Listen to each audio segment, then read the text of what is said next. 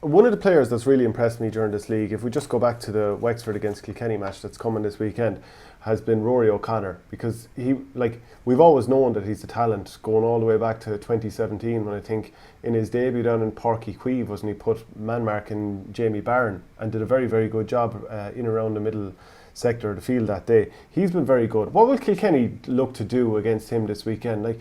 He really turned that game against Clare, and he was very good. He was very, very good when he came on against Laois also. What do you think Kilkenny will want to do? Because they'll want to have a plan for him if they meet later in the summer. You kind of caught me off guard there, but if I was to say, like, who's the Well, most for likely? example, Connor Brown.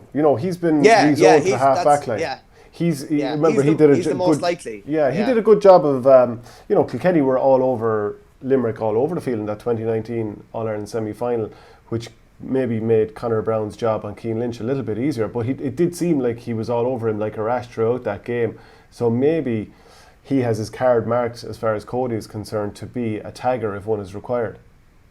Definitely is the physical attributes to stay with anybody. I don't think there's anybody that's going to really dust him for pace, to be honest with you. He also has added the getting forward and being able to score, particularly off that left. Very, very good off his left side. He's been playing 7 in most of the league games now, but when he gets forward, he's well capable of hitting a point or two from half back. Absolutely no problem. I remember being at a Fitzgibbon final probably about 3 or 4 years ago against Mary I, where he scored one of the best goals I've ever seen when playing midfield as well. So I think having a player with that type of mobility and pace, I'd say he'd be likely to pick up a Rory O'Connor or a Lee Chin, and will probably tag them in, I'm not too sure if they'll do it this weekend, but definitely if they play in Championship, he's probably he's tailor-made for them. He's also probably more physical than most of the guys that he will come up against.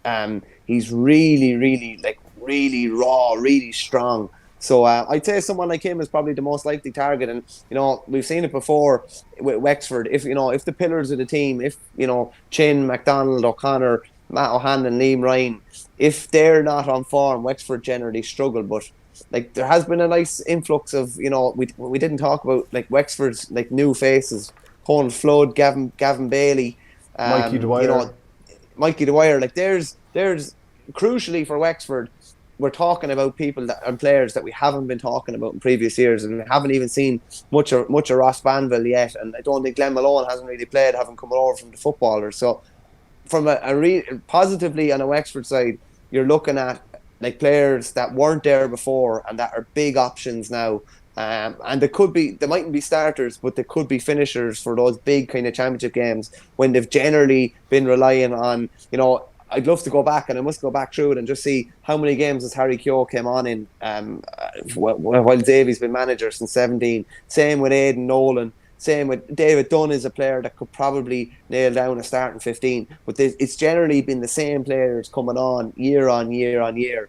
And I'd say they have a good few more options now this year than they've had before.